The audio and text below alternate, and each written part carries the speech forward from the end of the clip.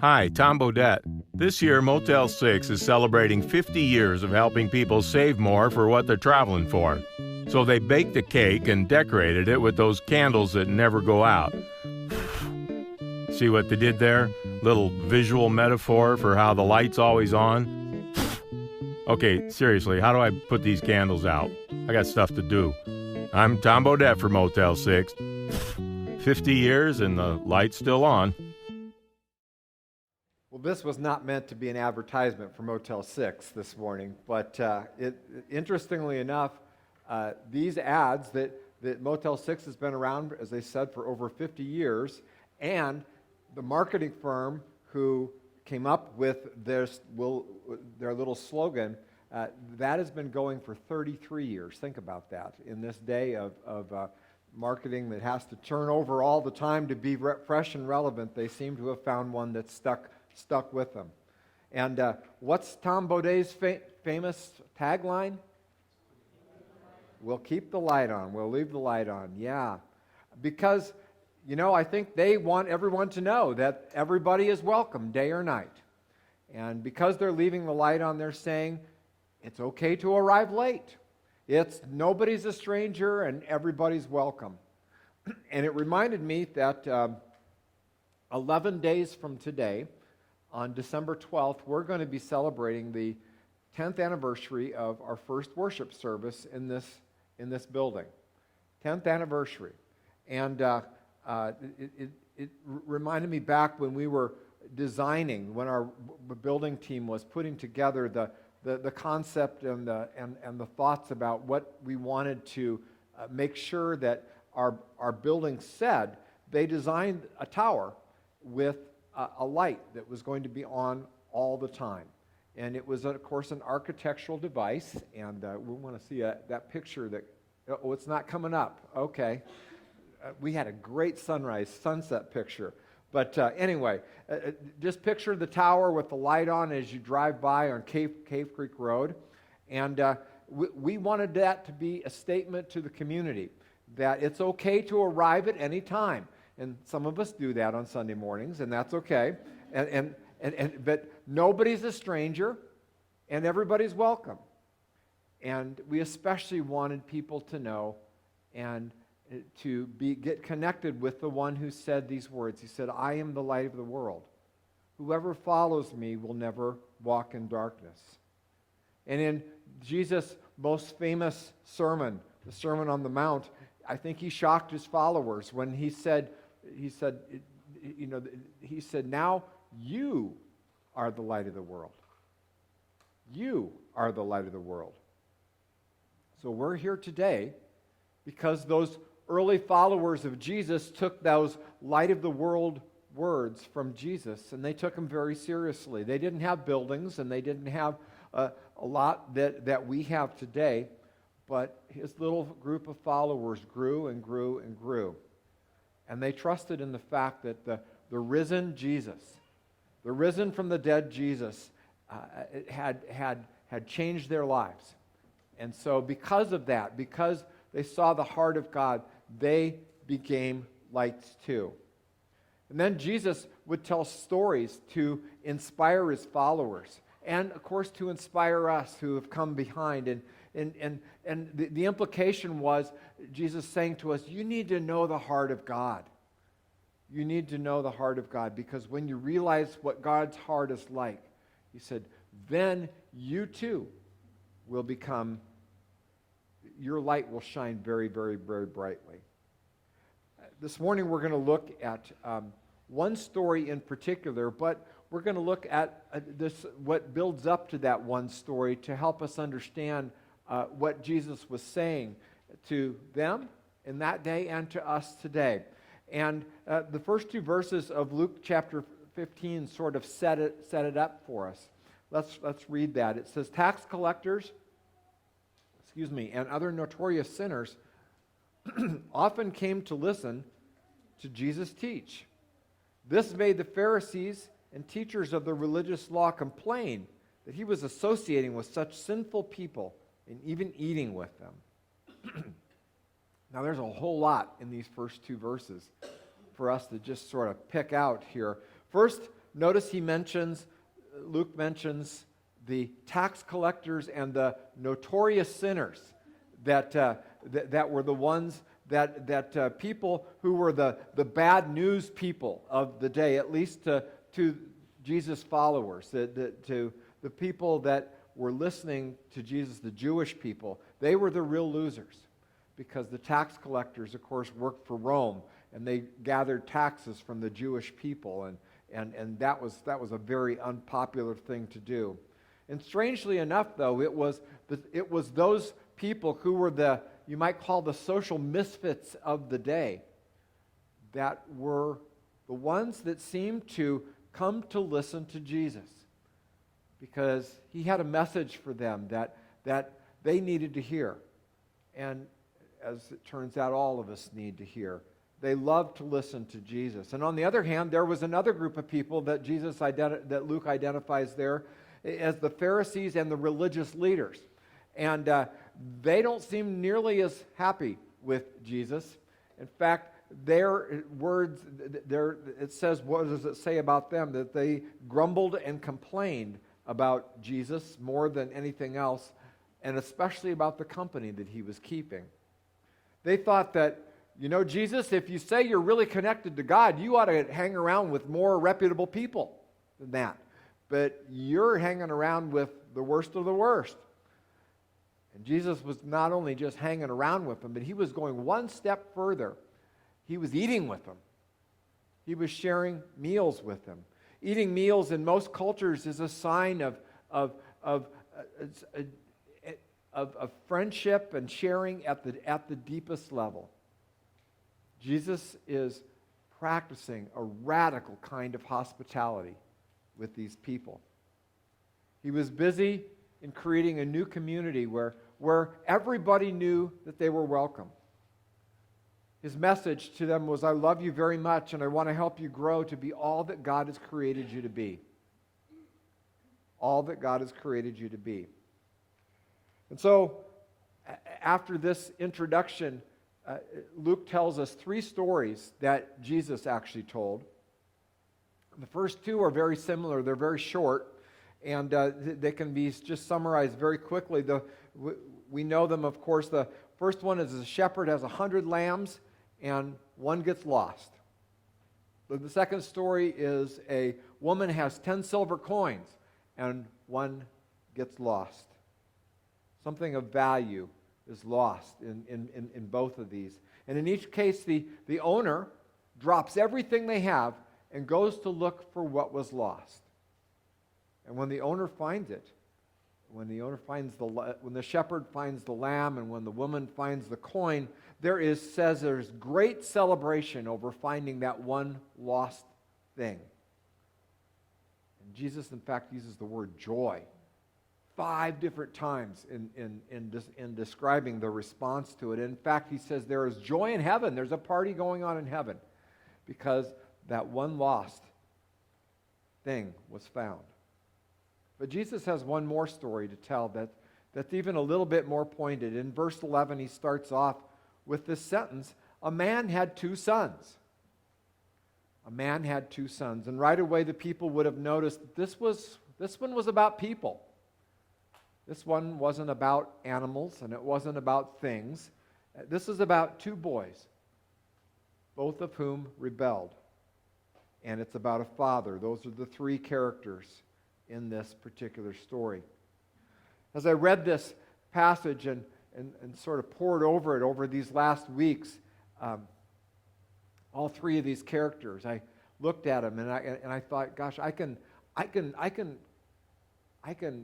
really relate to all 3 of them. I can see myself in the 2 boys. I can see myself even with Jesus' heart. And ask the question, it helps us answer the question, why did Jesus come in the first place? Why did he come to earth? What does it mean that Jesus offers light to a dark world? This week we're going to talk about one of them in particular, the younger son. We're going to put our focus on him. And he comes to his father and says, I want my share of your estate before you die. So his father agreed to divide his wealth between his sons. Now, to even suggest that someone would have made this preposterous demand, this audacious demand of his father, would have sent ripples through the crowd, because this was obviously a very selfish decision. But honestly, the worst thing about it is what it said to the father.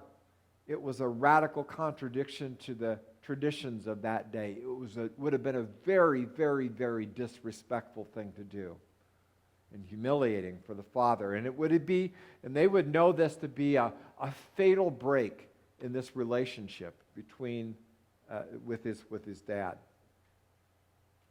Jesus is telling this story because, you see, Jesus is a master teacher, and he sets up this betrayal to show us that the relationship between the son and the father was about as broken and separated as it could possibly be.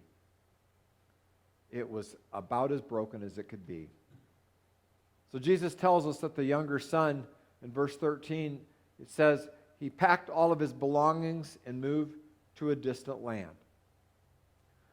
Starting at the end of that verse, the distant land part refers to the fact that he was far, far away from his father. Anywhere he was far, far away.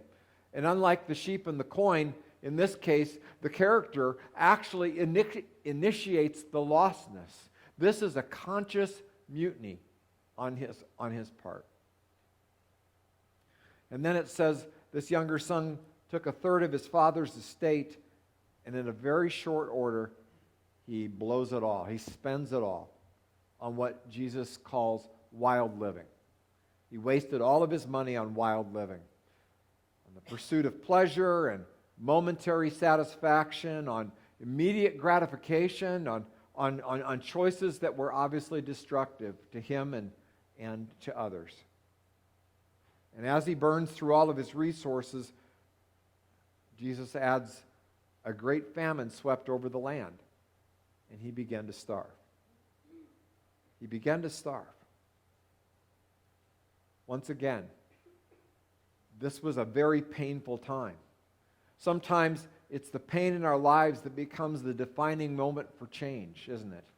It shakes us up and helps us to realize that maybe we're living in denial. We realize that there's part of our life that's not healthy. It doesn't honor God.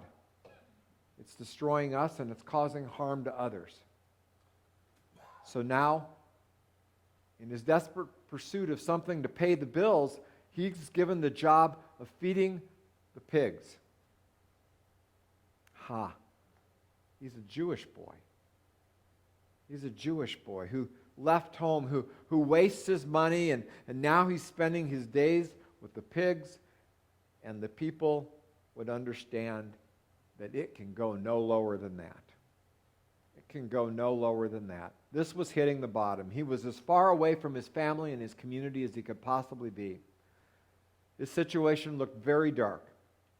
Even the pig food was looking good. Even the pig food was looking good. And then we get the breakthrough moment. Verse 17, it says, when he finally came to his senses,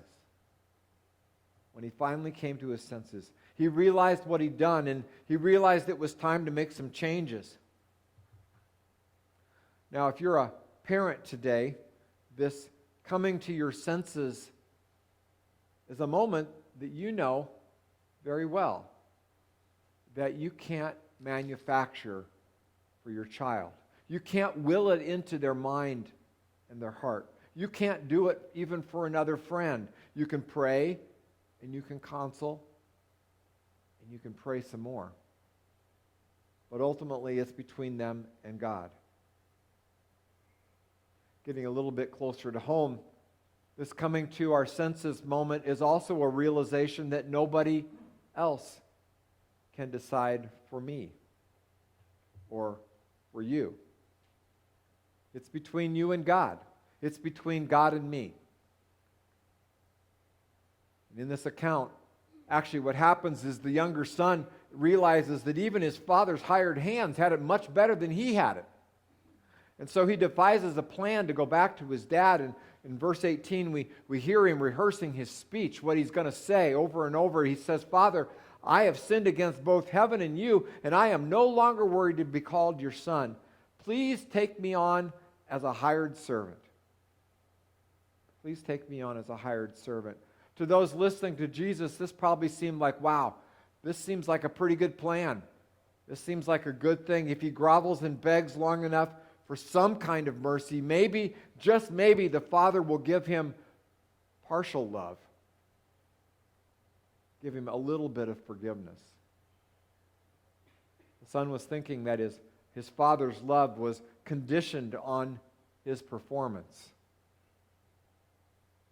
Now, most of you know the rest of the story. The Son manages to blurt out only a portion of his speech, but something else happens right in the middle of it all. His Father had been waiting. His Father had been waiting for him. He'd been standing on the road a long way out with his arms wide open, and when he sees him coming a long ways down the road, he runs towards him.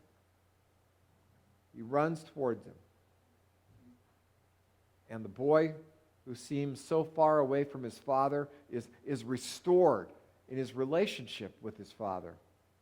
And the Father's radical love, Jesus is telling us, the Father's radical love is so exciting, and it tells us what Jesus is like. It tells us what Jesus is like.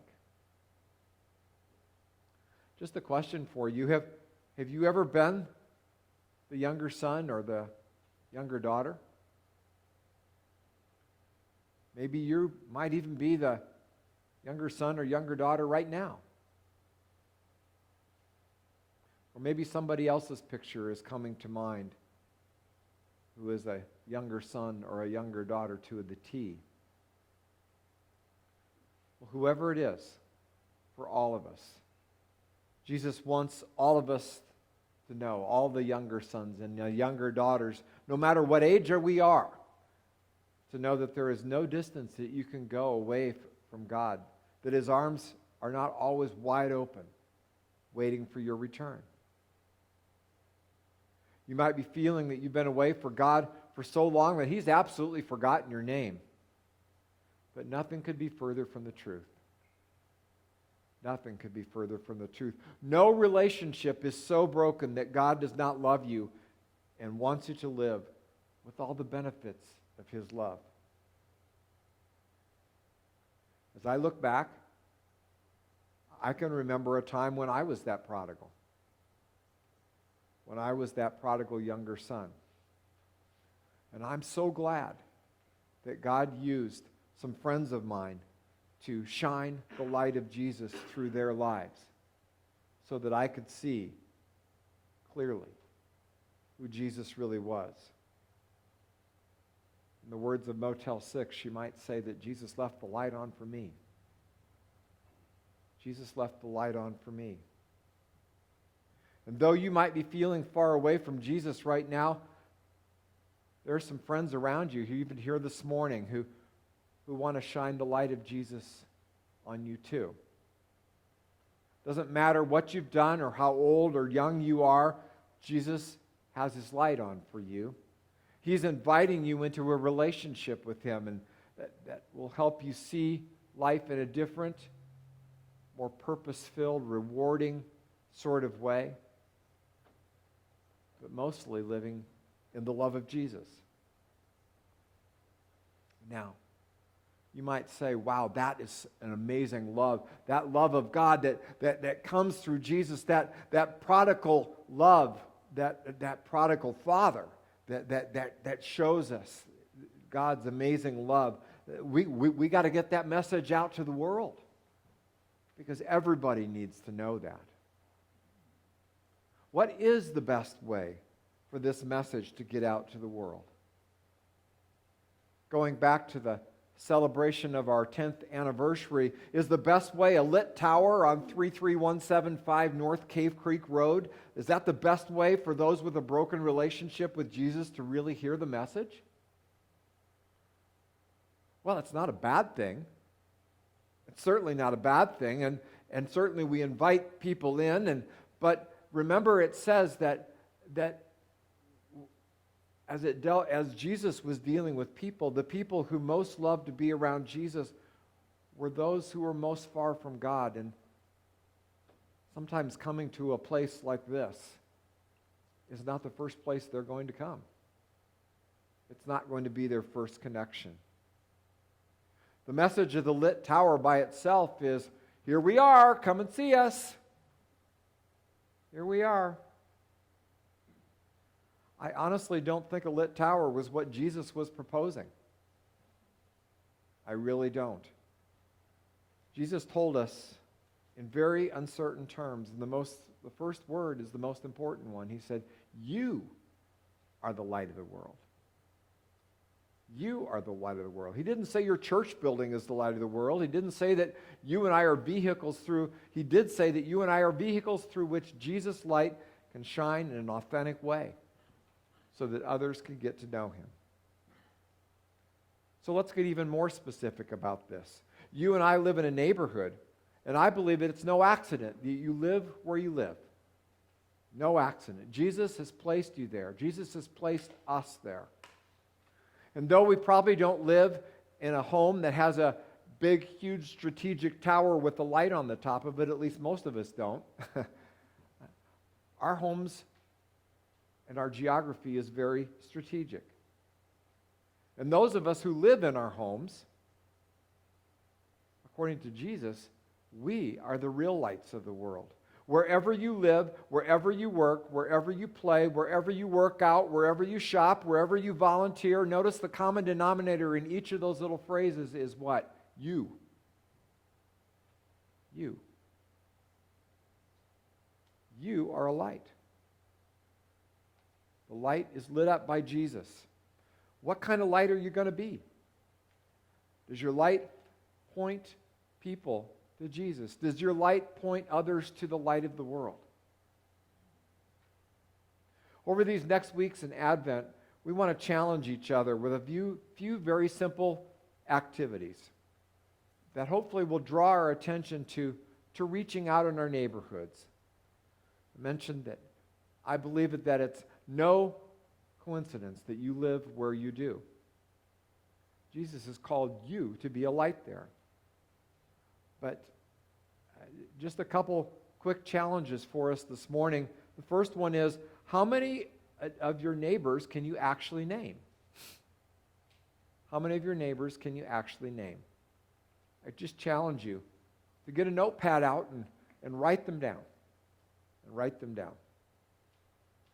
The second thing is again, these seem so simple, but when was the last time you spoke with them about anything? Even the trash pickup schedule or something like that.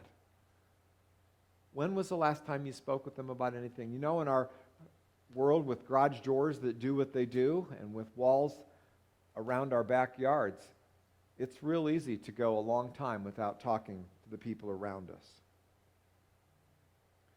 Here's the real challenge. I want to challenge each of us to take a walk, if that's what you like to do, or maybe even drive around your neighborhood. And as you pass by a house, I want you to pray for them, either by name or even by the street number, by their street number. Pray for their households. Pray that they would be places of unity and joy. Pray for their relationships. Pray that they would be houses where they love each other, where they really love each other. And of course, pray that they could know Jesus. Maybe they do already. Maybe they do already. But Jesus wants a relationship with every person. He wants to be the light of everyone's life. In future weeks, we're going to talk more about this and even challenge us with some other activities that we can do. But let's start with the most important thing. Let's start with prayer. Let's start with prayer. This part of the parable, we talk about the younger son, reminds me that there's a part of us, every single one of us, that we're all younger sons and younger daughters. That includes you, me, and your neighbors. We're kind of all on that same playing field. We all need to know the love of the amazing Father. And we all need to realize that Jesus accepts us not because we're good enough, not because we've earned his love. He doesn't require us, in fact, to be good enough. He paid the price for all of our brokenness, and by his death and resurrection, through faith in him, we are made good enough through what he did. Through faith in Jesus, all of us prodigals can know Jesus and his love. And at the same time, all of us can be light bearers to the world. He asks us, will you join me and help others find my love too?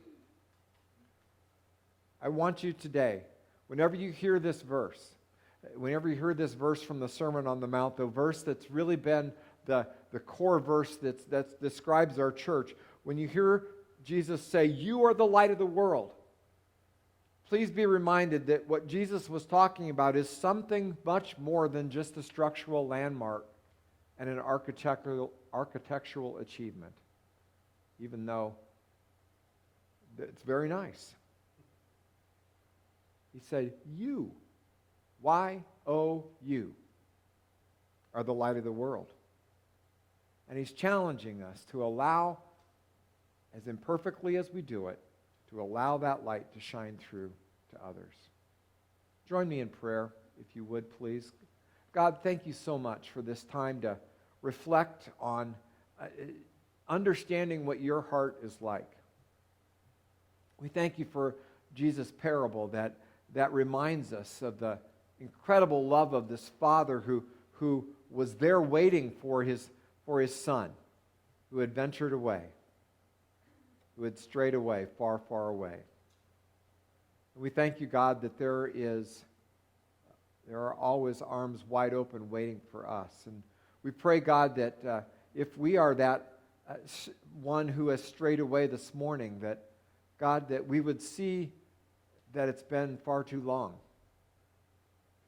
And God, that we would see that the arms of your arms are wide open to us this morning. Help us to receive your love. Receive your love that's greater than anything there is in this world. And then as we receive it, God, help us to realize that this is something too good to keep to ourselves. We have to share it. And so use us in whatever way you can. We pray this in Jesus' name. Amen.